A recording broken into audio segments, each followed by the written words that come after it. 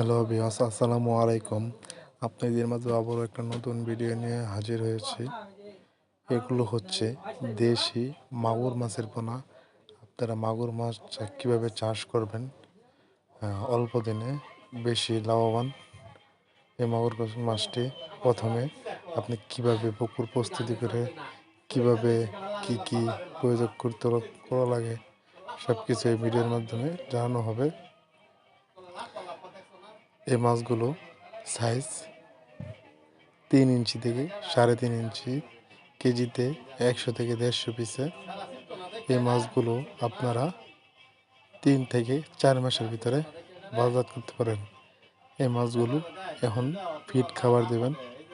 এই মাছগুলো আপনারা প্রতি শতকে 400 পিস করে চাষ করতে পারবেন। আবার অন্য মাছের সাথে যদি কাপ জাতীয় মাছের সাথে চাষ করতে চান তাহলে 200 পিস করে প্রতি শতকে দিতে পারবেন। এই মাছগুলো যদি একক চাষ করতে চান 4 মাসের ভিতরে বাজার করতে পারবেন। আর যদি অন্য মাছের সাথে চাষ করেন তাহলে 1 মাস সময় বেশি লাগবে, 5 মাস সময় লাগবে।